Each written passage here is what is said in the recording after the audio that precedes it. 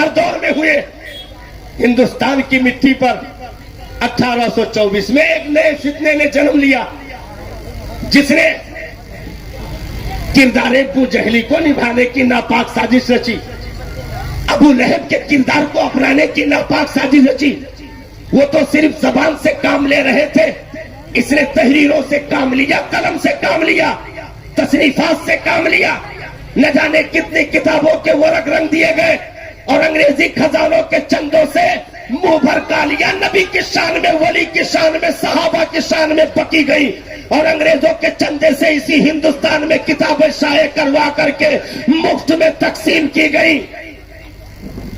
الگ الگ شہروں کا انتخاب ہوا. کہیں سے ابو جہل کی روح بول رہی تھی, کہیں سے ابو لہب, کہیں سے عتبہ, کہیں سے شیبہ, کہیں سے مغیرہ. فرعون یہ سر اٹھا رہی تھی, نمرود یہ سر اٹھا رہی تھی, یزیدیت آنکھیں دکھانے کے لیے تیار تھی.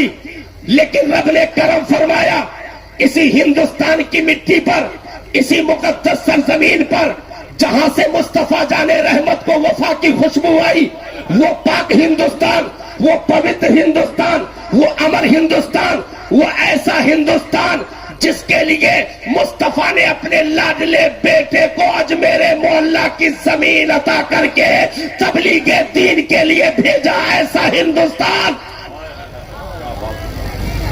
رب نے کرم فرمایا.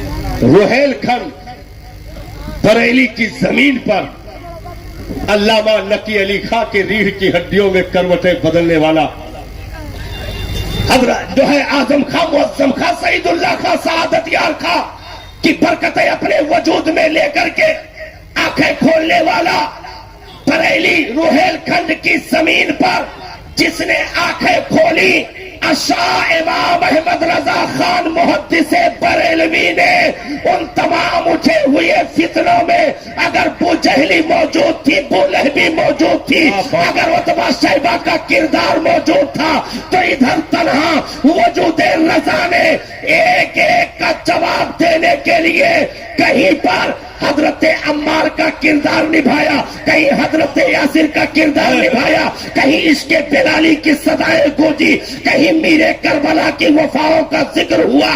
گرد کی اگر ایک طرف رحم و کرم کا دریا ہے احمد رضا, تو دوسری طرف اشداء علی الکفار کہ وہ جوہر ہے امام احمد رضا. اعلی حضرت نے خود لکھا, میں شہد کی وہ مکھی ہوں جس کے ڈنک کا بھی جواب نہیں ہے, جس کے شہد کا بھی جواب نہیں ہے. دل کے رضا ہے خنجر خوخار برقبار, آدھا سے کہہ دو خیر منائے نہ شر کرے. وادی رضا کی گو ہمالا رضا کا ہے, جس سمت دیکھیے وہ علاقہ رضا کا ہے. اگلوں نے بہت کچھ لکھا ہے علم دین پر, جو کچھ ہے اس صدی میں وہ تنہا رضا کا ہے. اگر تصنیفات کے ذریعے سے اس مشن کو مجروح کرنے کی ناپاک سازشیں رچی گئی, تو علامہ نقی علی خاں کے اس جیالے نے, اس جگر کے ٹکڑے نے اٹھ کر کے ایسے ان فتنوں کا سد باب کیا ہے کہ آج تک ان کی کراہتیں ختم نہیں ہوئی ہیں, آج تک ان کے درد و کرب ختم نہیں ہوئے ہیں. کیونکہ میرے استاد محترم کا ایک جملہ میں کوٹ کر دوں, کیونکہ کربلا سے پہلے جتنی جنگیں ہیں, کربلا سے پہلے جتنی جنگیں ہیں وہ اسلام پھیلانے کے لیے ہے, کربلا کی جنگ اسلام بچانے کے لیے ہے. تو ہندوستان میں پہلے جتنے ولیوں کی تاریخیں موجود ہیں وہ اسلام پھیلانے کے لیے ہے.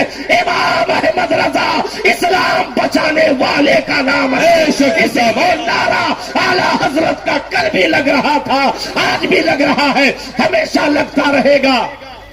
کیونکہ دین میں انہوں نے سپاہی دیے ہیں, دین میں فرمانروا دیے ہیں, دین کے رہبر دیے ہیں, رہنما دیے ہیں. اگر بیٹا دے دیا تو مفتی اعظم ہند کا جواب نہیں, اگر جگر کا ٹکڑا دے دیا تو حجت الاسلام کا جواب نہیں, اور اگر پوتا دے دیا تو اختر رضا تاج الشریعہ فخر مصر کا جواب نہیں, فخر اظہر کا جواب نہیں. ایک طرف سے علم و حکمت کے خزانے اس خاندان سے آج بھی تقسیم ہو رہے ہیں, 3 میٹر چادریں اور پھول بیچنے سے عقیدہ نہیں بچتا. رنگے رنگے گیروا دھاگے بدن پر لپیٹنے سے عقیدہ نہیں بچتا.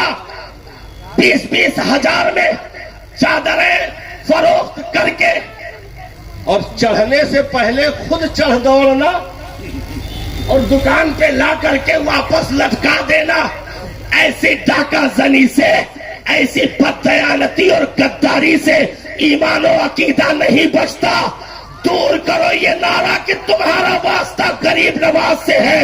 ارے ذلیلو، تمہارا واسطہ تو ان کے قدموں میں پڑے ہوئے کھڑاؤں سے لگے ہوئے ذروں کے بھی برابر نہیں ہے. تم نے کیسے نعرہ لگا دیا کہ ہم ہیں، ہمارا راج پاٹ ہے، ہمارے غریب نواز ہے. میں کہوں گا سنو، اگر ہم اعلی حضرت کا نعرہ لگاتے ہیں تو ایک ہی نعرے سے اجمیر کا بھی نعرہ لگتا ہے، کلیر کا بھی نعرہ لگتا ہے، مہرولی کا بھی نعرہ لگتا ہے، مارہرا کا بھی نعرہ لگتا ہے، کیونکہ وہ ایسی ہستی ہے جسے غریب نواز کی عطاؤں کا نام امام احمد رضا ہے، قطب الدین بختیار کاکی کے تقوی کا نام امام احمد رضا ہے، محبوب الہی کی محبوبیت کا نام امام احمد رضا ہے، یعنی اہل سنت کی جان کا نام امام احمد رضا ہے. یہ جو ہے جتنی بھی صدائیں اٹھتی رہے گی، ان کے ناطقے بند ہو جائیں گے. احمد رضا کا چرچا کل بھی تھا، آج بھی ہے، صبح قیامت تک رہے گا. لاکھ جلتے رہے دشمنان رضا،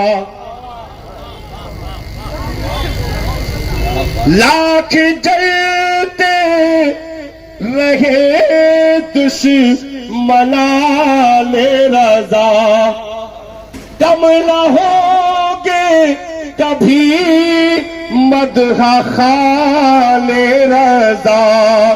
کہہ رہے ہیں سبھی عاشقان رضا، مرکز اہل سنت سلامت رہے، مرکز اہل سنت سلامت رہے. اور بول سکتے ہیں، کوئی دقت نہیں. بھائی ہم لوگ پاگل کی طرح تقریر کریں، آپ عقل مند کی طرح سماعت کریں، اچھا نہیں لگتا ہے. دیوانگی ادھر سے ہو تو ادھر سے بھی دکھانی چاہیے. مچل کے بولے سبحان اللہ، سبحان اللہ. اے بریلی میرا باب جنت گئے تو، یعنی جلوہ گہے اعلی حضرت گئے تو، دل یقین مرکز اہل سنت گئے تو، یہ تیری مرکزیت سلامت رہے، یہ تیری مرکزیت سلامت رہے. جب پڑی ماہ طیبہ کی نوری کرن،